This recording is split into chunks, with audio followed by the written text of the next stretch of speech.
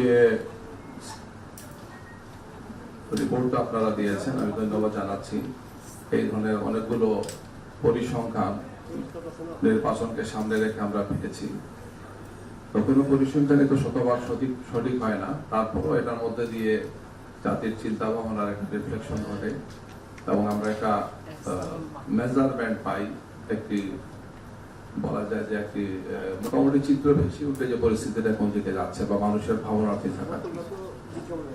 তো এই সবগুলো বিষয়কে সামনে রেখে এটাই সরকারের জন্য, নির্বাচন কমিশনের জন্য, আমরা রাজনৈতিক দলের যারা আছি তাদের জন্য বা সাধারণ মানুষের জন্য ভাবনার বিষয়। এবং ঘুরে ফিরে এটা ঠিক যে এই সবগুলোই সার্ভে হয় মানুষকে সামনে রেখে। আমি মনে করি এখানে আমাদের জন্য অনেকগুলো ইন্ডিকেটর আছে যে সমস্ত বিষয় আমাদের ভাবনা চিন্তা করা উচিত। এই জন্য তাদেরকে আবারও ধন্যবাদ। আজকের এই অনুষ্ঠানে অনেকগুলো প্রশ্ন করেছেন, অধিকাংশ প্রশ্নই কিন্তু প্রফেসর ডক্টর আলী রিয়াজ সাহেবের জন্য বা তার সাথে রিলেটেড। আমরা রাজনৈতিক দলে যারা আছে আমাদের জন্য কিছু বিষয় আছে। ক্লিংকার বেশি থাকলে সিমেন্ট বেশি খাঁটি। আনোয়ার সিমেন্ট। এই অবস্থান থেকে কথা বলবো, মনে হচ্ছে যে সময় তো একটু বেশি লেগে গেছে, প্রত্যেকে একটু বেশি সময় বলেছেন। কথা বলতে গিয়ে যেটা হয়, রাজনীতিবিদরা আমরা কথা একটু বেশি বলি, কাজ বেশি করা উচিত, কম কথা বলা উচিত। কিন্তু আসলে বলা উচিত যে এখানে অনেক গুরুত্বপূর্ণ ব্যক্তিরা আসছেন, অনুষ্ঠানটা খুবই তাৎপর্যময় প্রতিষ্ঠান। আমি কয়েকটি বিষয় একটু স্পষ্ট করতে চাই। গণভোটের বিষয়টি প্রথম আসছে। গণভোটের ব্যাপারে ঐক্যমত্য কমিশন বা এর আগে ন্যাশনাল কনসেনসাস কমিশন যেটা হয়েছিল, জাতীয় সংস্কার কমিশন, সেখানে কয়েকটা অপশন ছিল, এর মধ্যে গণভোট একটা ছিল। আমরা প্রথম থেকে বলেছি যে এটা সলিউশন গণভোটে হতে হবে। আমাদের এটা প্রস্তাব ছিল যে এটা নভেম্বরের মাসে যাতে গণভোটটা হয়ে যায়, হয়ে গেলে আমরা মনে করি জাতীয় নির্বাচনটা প্রশ্নবোধক বা রিস্কে পড়বে না। তো পরবর্তীতে বিভিন্ন কলা কৌশল করে ওনারা একমত হয়েছে, অন্তর্বর্তীকালীন সরকার, এবং সেটা এখন একসাথে হচ্ছে, যেটা নিয়ে এখন নির্বাচন কমিশন নিজেই যথেষ্ট উদ্বিগ্ন যে কিভাবে এটা পসিবল।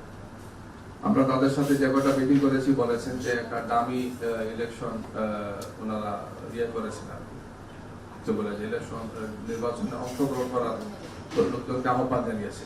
মিনিমাম লেগেছে 2 মিনিট, ম্যাক্সিমাম লেগেছে 7 মিনিট। অর্থাৎ ঘরে যদি বলি 4 থেকে 4.5 মিনিট লাগবে একজন ভোটারের এই ভোটটা দিতে, দুটো ভোট দিতে। তো এই বাস্তবতা আমাদের নির্বাচনকে স্বাভাবিকভাবেই কিছুটা হলেও রিস্কের মধ্যে ফেলে দিচ্ছে। যেটা এখন বলা হচ্ছে যে আমাদের নির্বাচন গণনা করে কাউন্টিং শেষ করে রেজাল্ট পেতে সময় লাগবে, এই কারণে লাগবে। এই বিষয়গুলো নিয়ে এখান থেকেই অন্তর্বর্তীকালীন সরকার এবং নির্বাচন কমিশনকে খুব প্র্যাগম্যাটিক সলিউশনটা বের করতে হবে। অন্তর্বর্তীকালীন সরকারের 3টা অগ্রাধিকার ছিল। এর মধ্যে একটি ছিল যে স্বৈরশাসক বা ফ্যাসিবাদের সাথে যারা ছিলেন তাদের বিচার, সংস্কার, আর এই 13 জাতীয় সংসদ নির্বাচন। এটাকে সামনে রেখে তারা কাজ করেছেন এবং দীর্ঘ প্রায় 8-9 মাসের মতো, ফেব্রুয়ারির মাঝামাঝি গত বছর থেকে অক্টোবরের শেষ পর্যায়ে এসে সংস্কারটা তারা সম্পন্ন করেছে। এটি নিঃসন্দেহে বাংলাদেশের ইতিহাসে একটি খুবই গুরুত্বপূর্ণ একটি কাজ তারা করেছেন, আমরা সবাই মনে করি। কেননা আমাদের উপর যে ফেসিবাদ চেপে বসেছিল, এই ফেসিবাদ যাতে ফিরে না আসে, আমরা যে একটি সুন্দর বাংলাদেশ যাতে পাই, এই জন্যই এই সংস্কারটা। এবং এটা ইতিহাস এই কারণেই যে বাংলাদেশের ইতিহাসে প্রায় 33টি দল টানা কয়েক মাস একসাথে বসেছে, যেখানে আমরা 2 দল একসাথে বসি না। আজকে তো একটা বড় দল আসেন নাই, আমরা এইভাবে মাঝে মাঝে মিস করি গিয়ে আলোচনাগুলো। তো আমরা এটা বসেছি, আলোচনা করেছি, বিতর্ক করেছি, একজন একজন অভিমত শুনেছি, চমৎকার হয়েছে। এটা নিঃসন্দেহে আমাদের রাজনৈতিক সংস্কৃতিতে একটা অসাধারণ, আমি মনে করি যে একটা ইতিহাস এদিকে, এবং এর আলোকে আমাদের সংস্কারটা হয়েছে। এই সংস্কারের প্রক্রিয়ার অংশ হিসাবে এখন গণভোট হবে। আমার মনে হয় যে সরকারের পক্ষ থেকে যে উদ্যোগ নিয়েছে, রাজনৈতিক দলের কোনো ভিন্নমত থাকার কোনো কারণ নেই। ফেসিবাদ ছাড়া এইটাকে একটু অস্বীকার করার কোনো উপায় নেই। একমাত্র ফেসিবাদ আর দূষণে মনে করতে পারেন যে সংস্কার হওয়ার দরকার নেই। কিছুটা থাকবে, হয়তো আমি 100% একমত হবো না, আমার 90%, 80% থাকবে, কিন্তু অবশ্যই এই সংস্কারের যে প্রস্তাবনাগুলো এসছে সেটি অসাধারণ এবং এটা বাস্তবায়ন হওয়া উচিত। আমাদের দল থেকে শুধু আমরা একটা পয়েন্টেই নোট অফ ডিসেন্ট দিয়েছি, সেটি হচ্ছে আন্তর্জাতিক একটি চুক্তির কথা বলা হয়েছে। আমরা বলেছি যে বাংলাদেশের সাইবার সিকিউরিটি এত উন্নত হয় নাই যে এই চুক্তিতে বাংলাদেশ যদি অংশগ্রহণ করে তাহলে আমাদের এই সুরক্ষাটা থাকবে না। এটা খুব মেজর কোনো বিষয় নয়, এই জন্য আমরা এটাকে নোট অফ ডিসেন্ট দিয়েছি। বাকিগুলোতে আমরা দীর্ঘ আলোচনা করে একমত হয়েছি। এবং আমাদের দলে এই সমস্ত বিষয় নিয়ে আমরা মাসের পর মাস আলোচনা করেছি এবং আমাদের একটা লং টাইম গেছে আমাদের দায়িত্বশীলদের এই আলোচনা করতে গিয়ে। আমি মনে করি যে এদেশের মানুষকে যদি আমরা সঠিকভাবে উপস্থাপন করতে পারি, রাজনৈতিক দলগুলো, সরকার, নির্বাচন কমিশন, সংশ্লিষ্ট স্টেক হোল্ডার যারা আছি, তাহলে আমরা ইতিবাচক ফলাফল পাবো এবং বাংলাদেশ সামনে ইনশাআল্লাহ একটা রাষ্ট্র ব্যবস্থা উপহার দিতে পারবে। কিছু কথা এখানে আসছে, বাংলাদেশের মুখপাত্ররা কিছু জিনিস জানতে চেয়েছেন, আর আরো দু একটা বিষয় আসছে আমার দলের ব্যাপারে বা আমাকে কেন্দ্র করে বলা আছে, মনে করছে যে এটা উত্তর দেওয়া উচিত। একটা হচ্ছে যে নারীদের উপর যে সহিংসতা এখন হচ্ছে, ইদানিং গত এক সপ্তাহে যে ঘটনাগুলো ঘটেছে, নিঃসন্দেহে উদ্বেগজনক, লজ্জাজনক এবং হতাশাজনক। কারা করছে তাদেরও পরিচয় আমাদের কোনো বলার প্রয়োজন নেই। খুবই দৃশ্যমান, খুবই নেকেডলি কথাবার্তা বলছেন। প্রথম কথা বলেছিলেন সিরটাপ এলাকার একটা মিটিং এ, আমিও সেই মিটিং এ যেতে পারিনি, আমার দাওয়াত ছিল, জিল্লুর ভাই সেটা পরিচালনা করেছিলেন। সেখানে বিএনপির এক নেতা খুবই আপত্তিকর একটা কথা বলেছিলেন, প্রতিবাদ হয়েছে, পরে তিনি দুঃখ প্রকাশ করেছেন এবং এই ধারাবাহিকতা এখন এই কাজগুলো হচ্ছে।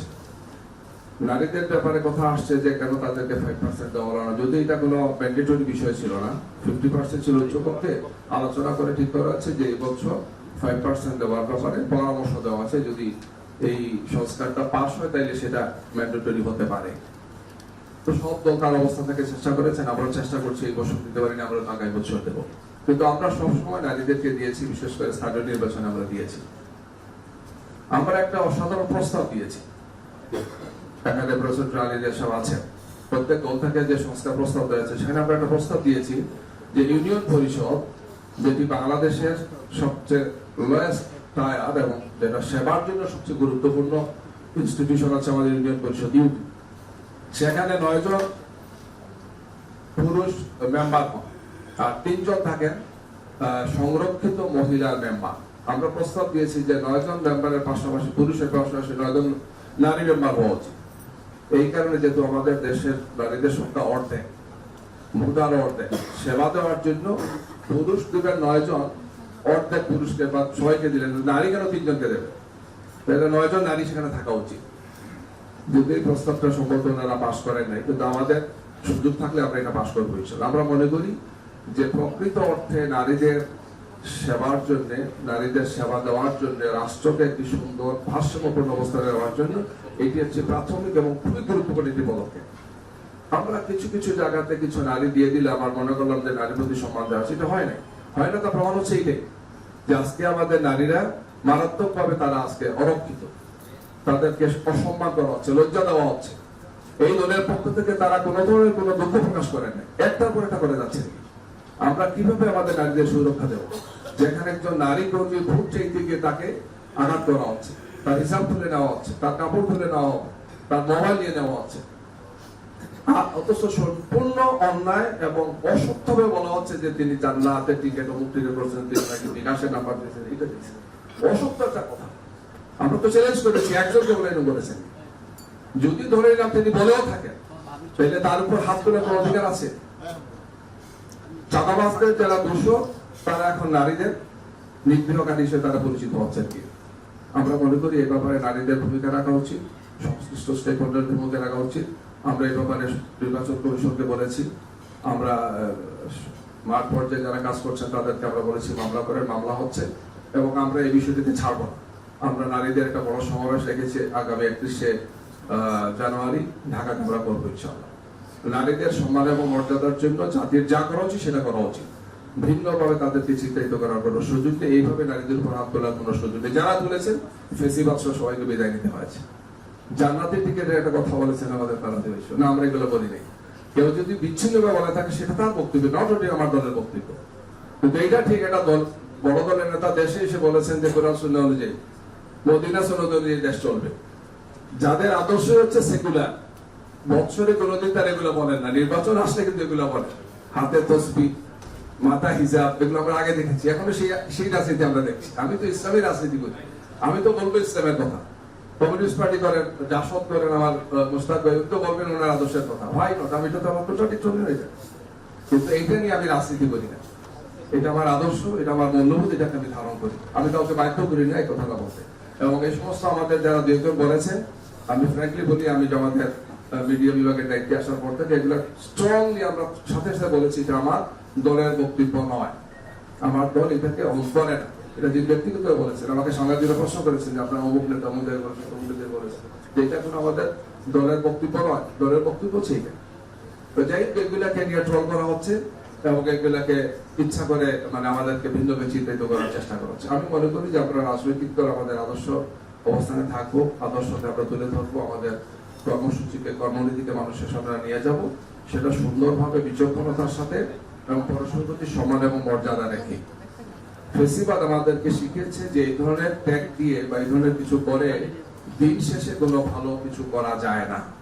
এই দেশ আমাদের প্রিয় বাংলাদেশটি, আমাদের যে ভাইরা কথা বলেছেন, রাজনৈতিক দলের শীর্ষ নেতৃবৃন্দ এখানে কথা বলেছেন, আমরা একটা সুন্দর বাংলাদেশ করতে চাই, যে বাংলাদেশে এই ফেসিবাদ বা একনায়কতান্ত্রিক ব্যবস্থা বা স্বৈরশাসক আর ফিরে আসবে না ইনশাআল্লাহ। সেটার জন্য আজকে আমরা যে এখানে এসেছি, হয়তো সংখ্যা এবং কিন্তু গুরুত্বপূর্ণ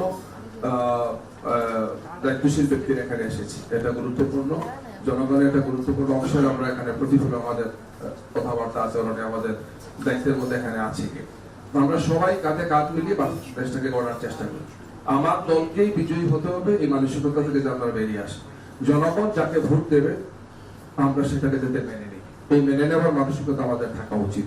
আমার ধারণা যে আমাদের জাতীয় রাজনীতিতে এই বিষয়টি আছে, আমরা এখনো এমন কোন সীমা লঙ্ঘন হয় নাই যেটা উদ্বেগ এবং উদ্বেগটা তৈরি করতে পারে। দেশবাসীকে আশ্বস্ত করা উচিত, জাতিকে আশ্বস্ত করা উচিত, এবং এক্ষেত্রে আমাদের সবার সম্মান এবং মর্যাদার ভিত্তিতে আমাদের কথাবার্তা বক্তব্য আছে আলোচনা ভূমিকা যাতে থাকে। এক্ষেত্রে বিশেষ করে নির্বাচন কমিশনকে গুরু দায়িত্ব পালন করতে হবে। খুবই দুঃখজনক হচ্ছে, নির্বাচন কমিশনে আমরা রিপিটেডলি যাচ্ছি, বলেছি, যেমন একটা কথা বলতে হবে আপনাদেরকে। গত পরশু আমরা গিয়েছিলাম নির্বাচন কমিশনে, গিয়ে বললাম যে এই জায়গাগুলোতে ম্যাজিস্ট্রেট সাহেবরা এমপিভুক্ত স্কুলের শিক্ষক নির্বাচনে কাজ করতে পারবেন না, এই অর্থে তাকে জরিমানা করছে। এটা কিভাবে সম্ভব, কোথায় আছে? সিএসসি সাহেব সহ নির্বাচন কমিশনার আশ্চর্য হয়ে গেলেন, এটা তো নাই। আপনারা বলতেছেন নাই, কিন্তু ম্যাজিস্ট্রেট সাহেব এটা করলেন, ফাইন করেছেন, একজন শিক্ষকের মর্যাদানি করলেন, তাকে সামাজিকভাবে হেয় করলেন। এই যে কাজগুলো করছেন, বড় হচ্ছে অজ্ঞতার কারণে করছেন। সেটা কি শুধু অজ্ঞতা না, তার ইন্টেনশন? নির্বাচন কমিশনকে আমরা বলেছি যে দৃশ্যমান কয়েকটা কাজ করা উচিত, যে যখনই কোনো আচরণের লঙ্ঘন হবে, নারীদের উপর নির্যাতন হবে বা সহিংস ঘটনা ঘটবে, তাৎক্ষণিকভাবে সেখানে ওনাদের অ্যাকশন নেওয়া উচিত। বলবো কেন হয় না? ঠিক আছে, কিছু রুলস আছে, সেটা মানতে হবে। আমি স্টেটকে বলবো, আমি আইনশৃঙ্খলা কমিটিকে বলবো, আমি রিটার্নিং অফিসারকে, সরকারি অফিসারকে বলবো, কিন্তু সমুদ্র হয়েও কিছু করা উচিত। এটা না হলে নির্বাচন কমিশন ছোট জগন্নাথ হলে হবে না, তাদেরকে দায়িত্ব পালন করতে হবে। সাথে করে সরকারের দায়িত্ব আছে, এখানে আলিদিয়া সাহেব আছেন, আমরাও জানাবো যে সবগুলো বাহিনীকে অ্যালার্ট করা, শক্ত করা। যেমন বাগুড়াতে একটা দেখছেন আপনারা, আসছেন জামাতের আমিরের গাড়িতে অস্ত্র পাওয়া গিয়েছে, এই শেষ। মিডিয়া আলহামদুলিল্লাহ কিছু মিডিয়া এটা নিয়ে বাজার করা, কিন্তু ঠিক 1 ঘন্টার পরে সবাইকে ছেড়ে দিল। ছেড়ে দিচ্ছে দিকে তাকাই, একটা মিটিংয়ে যাচ্ছেন, সেখানে একটা কাজ হবে, ডেকোরেশনের কাজ হবে, গাড়িতে কিছু লাঠি টাঠি এগুলা কিছু ছিল, সাবল টাবল এগুলা ছিল। প্রশাসন মনে করছে এগুলো হচ্ছে মারাত্মক অস্ত্র, এগুলাকে ইচ্ছা করে চক্রান্ত করা হয়েছে, কিছু সাংবাদিকদের ডাকানো হয়েছে, সব মিডিয়াতে আসছে জামাতের অমুক আমিরের, জেলা আমিরের গাড়িতে পাওয়া হচ্ছে অস্ত্র। কত বড় একটা অন্যায়!